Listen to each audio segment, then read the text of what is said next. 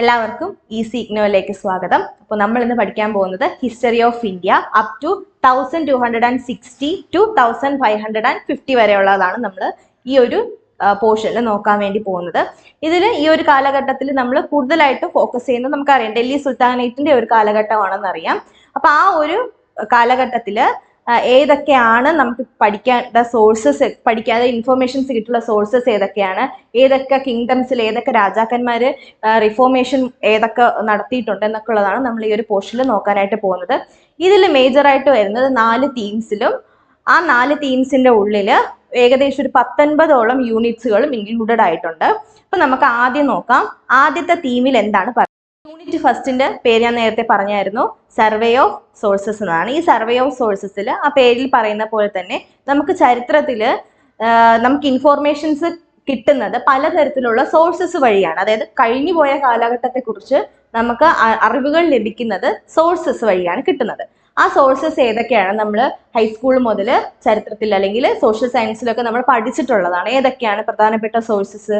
Literary sources വരുന്നുണ്ട്, അതുപോലെ തന്നെ മോണ്യുമെന്റ്സ് വരുന്നുണ്ട്, കോയിൻസ് വരുന്നുണ്ട്, ഇൻസ്ക്രിപ്ഷൻസ് വരുന്നുണ്ട്. ഇതാണ് പ്രധാനമായിട്ടും വരുന്ന സോഴ്സസ്. അതായത് ചരിത്രത്തെക്കുറിച്ച് നമുക്ക് ഇൻഫോർമേഷൻസ് അല്ലെങ്കിൽ ഒരു കാലഘട്ടത്തെക്കുറിച്ചുള്ള നമുക്ക് അറിവുകൾ ലഭിക്കുന്നത്. ഇപ്പൊ നമ്മൾ ഇൻഡസ് വാലി സിവിലൈസേഷൻ എടുക്കുന്നു, മെസപ്പൊട്ടോമിയൻ സിവിലൈസേഷൻ എടുക്കുന്നു. ഈ സിവിലൈസേഷനെ കുറിച്ചൊക്കെ ഇന്ന് നമുക്ക് മനസ്സിലാക്കാൻ സാധിക്കും അല്ലെങ്കിൽ അറിവുകൾ ലഭിച്ചത് ഇത്തരത്തിലുള്ള സോഴ്സസ് വഴിയാണ്. ഇവിടെ നമ്മൾ ഡൽഹി സുൽത്താനേറ്റിന്റെ ആ ഒരു പോർഷനിലേക്ക് വരുമ്പോൾ നമ്മൾ ഈ സർവേ ഓഫ് സോഴ്സസിൽ ആ ഒരു പോർഷനിൽ സോഴ്സസ്, പ്രധാനപ്പെട്ട സോഴ്സസ് ഏതാണ്? ലിറ്റററി സോഴ്സസ് ആണ് നമ്മൾ ഇവിടെ പഠിക്കാൻ വേണ്ടി പോകുന്നത്. അപ്പൊ അതിൽ നമ്മൾ നോക്കുന്നത് Arabic and Persian historic tradition നോക്കുന്നുണ്ട്.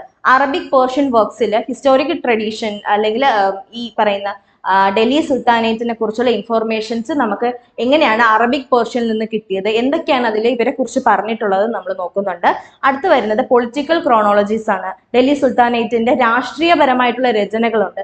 ഈ രചനകളിൽ നമ്മൾ 8 പേരെ കുറിച്ച് പഠിക്കുന്നുണ്ട്. 8 ഹിസ്റ്റോറിയൻസിനെ കുറിച്ചാണ് നമ്മൾ പഠിക്കുന്നത്. അവരുടെ പുസ്തകങ്ങൾ, അവരുടെ ഈ പുസ്തകങ്ങളിൽ എന്തിനെയൊക്കെ കുറിച്ച് പറഞ്ഞിട്ടുണ്ട്, ഏതൊക്കെ രാജവംശങ്ങളെ കുറിച്ച് മെൻഷൻ ചെയ്തിട്ടുണ്ട്, രാജാക്കന്മാരുടെ റിഫോർമെന്റ്സ്, ഇതിനെ കുറിച്ചാണ് നമ്മൾ ഈ ഒരു പോർഷനിൽ നമ്മൾ പഠിക്കുന്നത്. അത് കഴിഞ്ഞ് വരുന്നത് ഇൻഷ്യ എന്ന് പറയുന്ന ഒരു ട്രഡീഷൻ ഉണ്ട്. അതിനെക്കുറിച്ച് നമ്മൾ ഈ ഒരു പോർഷനിൽ ഈ ഒരു യൂണിറ്റിൽ നമ്മൾ പഠിക്കും. അത് കഴിഞ്ഞ് ഒഫീഷ്യൽ ഡോക്യുമെന്റ്സ് ഉണ്ട്. അതായത് ഡൽഹി സുൽത്താനേറ്റിന്റെ തന്നെ ഒഫീഷ്യൽ ഡോക്യുമെന്റ്സ് ഉണ്ട്. അതിൽ എന്തൊക്കെയാണ് പറഞ്ഞിട്ടുള്ളത് നമ്മൾ പഠിക്കും. സൂഫി റൈറ്റിംഗ്സിനെ കുറിച്ച് പഠിക്കുന്നു. അറബ് അക്കൗണ്ട്സ് ഉണ്ട്. അറബ് അക്കൗണ്ട്സിൽ പ്രധാനമായി 2 കാര്യങ്ങളാണ് നമ്മൾ നോക്കുന്നത്. അറബ് ജിയോഗ്രഫേഴ്സിന്റെ അക്കൗണ്ട്സ് നോക്കുന്നുണ്ട്, പിന്നെ ഇബിൻ ബത്തൂത്തയുടെ അക്കൗണ്ട് നോക്കുന്നുണ്ട്. ഇബിൻ ബത്തൂത്ത എന്ന് പറയുന്നത് നമുക്കറിയാം ഫേമസ് ആയിട്ടുള്ള ഒരു ചരിത്രകാരനാണ്. നമ്മൾ ചെറുതിലെ ക്ലാസ്സുകളിലൊക്കെ കേട്ടിട്ടുള്ള ഒരു പേരാണ്. നമ്മൾ ഈ ഒരു ചാപ്റ്ററിൽ ഒരുപാട് ഹിസ്റ്റോറിയൻസിനെ കുറിച്ച് പഠിക്കുന്നുണ്ട്. ഇച്ചിരി ഡിഫിക്കൽട്ട് ആയിട്ടുള്ള അവരുടെ വർക്ക്സും ഉണ്ട്. അപ്പൊ നിങ്ങൾ ശ്രദ്ധിച്ചിരിക്കാം.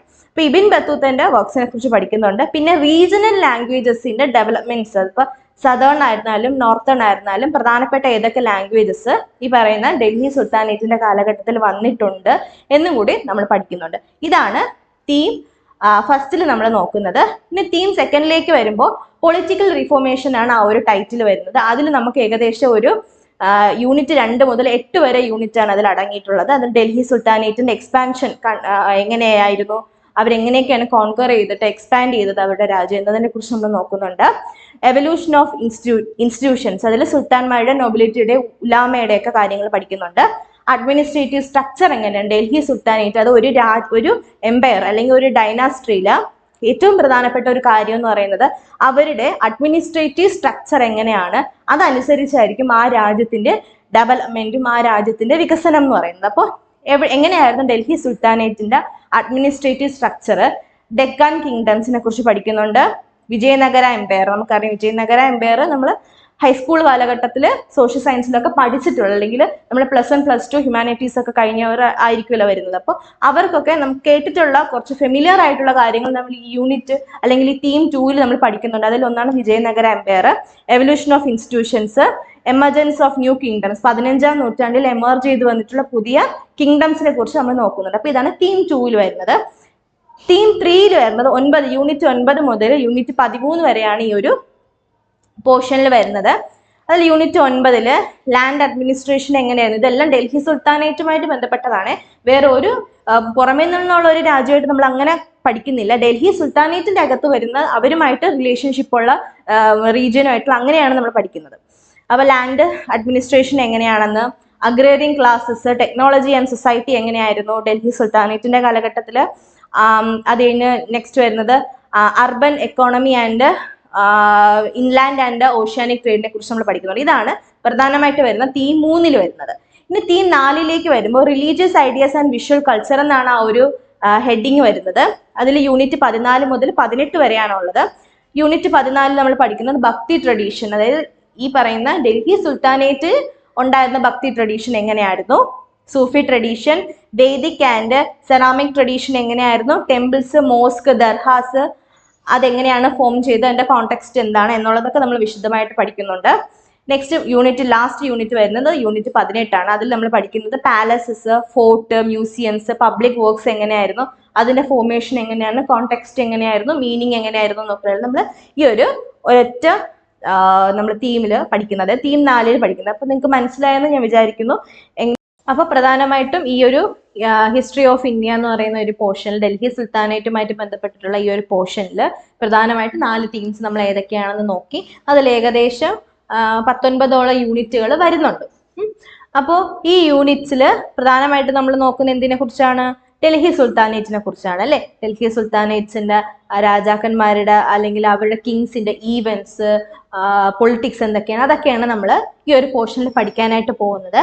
അപ്പോൾ ഇതിൽ നമ്മൾ പ്രധാനമായിട്ട് നോക്കേണ്ടതെന്ന് പറയുന്നത് ഈ ഹിസ്റ്റോറിയൻസ് ഉണ്ട്, ഹിസ്റ്റോറിയൻസിന്റെ വർക്ക്സ് ഏതൊക്കെയാണ് ഹിസ്റ്റോറിയൻസ്.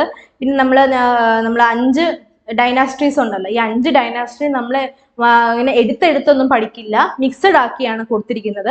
അപ്പൊ നമ്മൾ ഇതുവരെ പഠിച്ചു വന്ന രീതിയിൽ നമുക്ക് ഇത് ഫോളോ ചെയ്ത് പോകാൻ പറ്റില്ല. പകരം നമ്മൾ എന്താ ചെയ്യേണ്ടത്, നമുക്ക് ആദ്യം ആ ഡൈനാസ്ട്രീസിന്റെ ഒരു ഓവറോൾ നമുക്കൊരു ധാരണ ഉണ്ടായിരിക്കണം. ഡൽഹി സുൽത്താനേറ്റ് എന്താണെന്നും അതിൽ ഉൾപ്പെട്ട് വരുന്ന 5 ഡൈനാസ്ട്രീസ് ഇതിനെ കുറിച്ചിട്ടുള്ള ഒരു ഓവറോൾ ഒരു ഐഡിയ നമുക്ക് കിട്ടണം. അത് കഴിഞ്ഞിട്ട് വേണം നമ്മൾ ഈ ഒരു പോർഷനിലേക്ക് കടക്കാൻ വേണ്ടിയിട്ട്. അപ്പൊ എന്താണ്, നോക്കുന്ന സമയത്ത് നമ്മൾ ഓരോ ഡൈനാസ്ട്രീസിനെ എടുത്തെടുത്ത് നമ്മൾ ഈ ഒരു പേപ്പറിലെ നമ്മൾ നോക്കുന്നില്ല, എല്ലാ ഡൈനാസ്ട്രീസും മിക്സഡ് ആണ്. അപ്പൊ ആ ഡൈനാസ്ട്രീസ് ഏതൊക്കെയാണ്, രാജാക്കന്മാരെ ഏതൊക്കെയാണ്, ഏതൊക്കെ ഡൈനാസ്ട്രിയിൽ ഭരിച്ചിട്ടുണ്ട് എന്നുള്ളതൊക്കെ നമുക്ക് നല്ലൊരു ധാരണ ഉണ്ടെങ്കിൽ മാത്രമേ നമുക്ക് ഈ ഒരു പേപ്പർ നല്ലപോലെ വിജയിക്കാനായിട്ട് സാധിക്കുകയുള്ളൂ. കൂടുതലായിട്ടും എസ്സേസ് വരാൻ ചാൻസ് ഉള്ളത് ഈ പറയുന്ന ഇൻഷ ട്രഡീഷൻ, അതിനെക്കുറിച്ച് നമ്മൾ വിശദമായിട്ട് പഠിക്കും. അതിൽ നിന്നൊക്കെ ഒരുപാട് ക്വസ്റ്റ്യൻസ് വരാൻ ചാൻസ് ഉണ്ട്. ഓതേഴ്സ്, ഈ പറയുന്ന ഹിസ്റ്റോറിയൻസിന് അത് ചിലപ്പോൾ ആ ഒരു അക്കൗണ്ട്സിനെ കുറിച്ചിട്ടുള്ള നമ്മുടെ ധാരണ എന്താണ്, അല്ലെങ്കിൽ നമ്മുടെ അഭിപ്രായം എന്താണ് എന്നുള്ളതിനെ കുറിച്ചൊക്കെ ക്വസ്റ്റ്യൻസ് വരാനായിട്ട് ഒരുപാട് ചാൻസ് ആണ് ഉള്ളത്.